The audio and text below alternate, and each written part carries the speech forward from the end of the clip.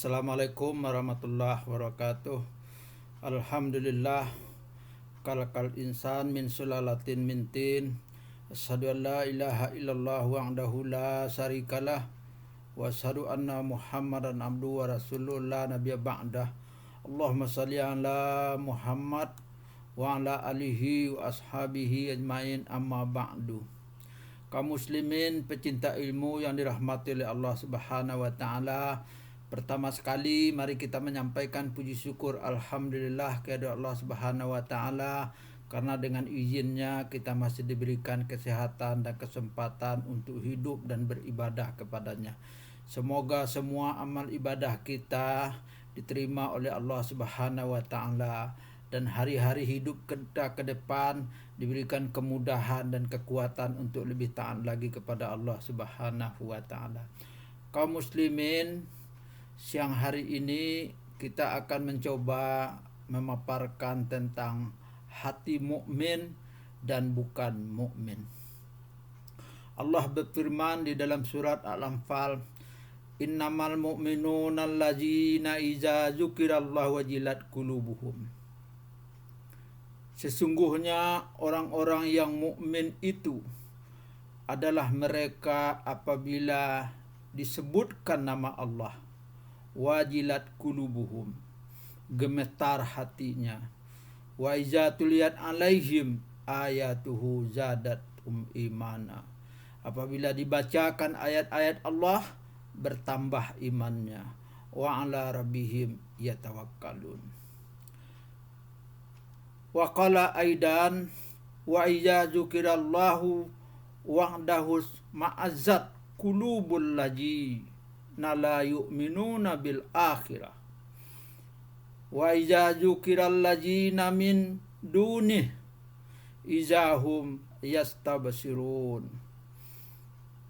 Apabila disebutkan nama Allah, hati-hati orang yang tidak beriman, hati-hati orang yang kufur, hati-hati orang yang ingkar kepada akhirat, hatinya akan gundah, akan kesal apabila disebutkan nama-nama selain Allah, seperti masalah harta, masalah pekerjaan, jabatan, dan hal lain yang dia cintai.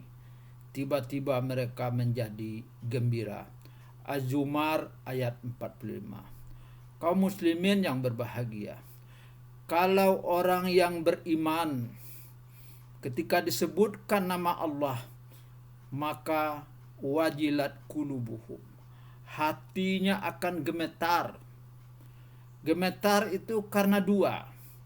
Pertama, gemetar karena takut akan Allah atas dosa-dosa dan kesalahan yang mereka lakukan, sehingga mereka tidak lagi melakukannya, mendorongnya untuk berhati-hati dan tidak lagi berbuat dosa dan kesalahan.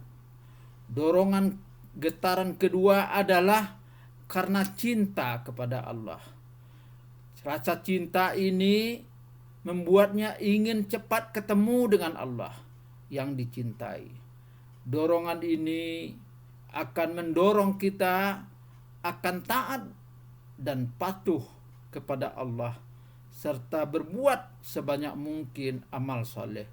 Sebab kaum muslimin, yang kita bawa nanti ketika menghadap Allah yang kita cintai adalah ketaatan dan pahala dari amal soleh kita. Kebahagiaan dan kenikmatan tertinggi bagi orang yang beriman adalah ketika nanti dia bertemu dan melihat Allah Subhanahu wa taala. Sebagaimana firman Allah, wujuhu yauma izin nazirah ila rabbiha nazirah. Wajah-wajah orang mukmin pada hari kiamat nanti, hari akhirat nanti, itu berseri-seri karena gembira, dan kepada Tuhannya mereka memandang. Al-Qiyamah ayat 22 dan 23. Kaum muslimin, kalau hati orang yang ingkar, orang yang kurang iman atau tidak beriman, maka hatinya ketika disebut nama Allah, ketika dibacakan ayat Allah, maka hatinya akan isma azat, yaitu akan kesal, akan sebel, akan gundah, akan jengkel, bahkan marah ketika disebut-sebut nama Allah dan dibacakan ayat-ayat Quran. Tapi kalau dibacakan, disebutkan, diceritakan, diomongkan kepada mereka masalah-masalah duniawi, masalah-masalah harta, masalah-masalah kepangkat, jabatan, pekerjaan, dan lain sebagainya, hatinya gembira. Karena memang orang-orang yang kurang iman itu, orang-orang yang lebih mencintai dunia itu, dia lebih cinta kepada harta ketimbang kepada Allah. Allah berfirman, wa innahu lihubbil khairi lasadid. Sesungguhnya orang-orang yang ingkar itu cintanya kepada harta benar-benar berlebihan daripada cintanya kepada Allah. Al-Adiyat ayat 8. Karena itu kaum muslimin, mari kita selalu tingkatkan zikir kita kepada Allah. Kita tingkatkan bacaan Al-Quran kita agar hati kita semakin cinta kepada Allah, agar hati kita semakin tenang.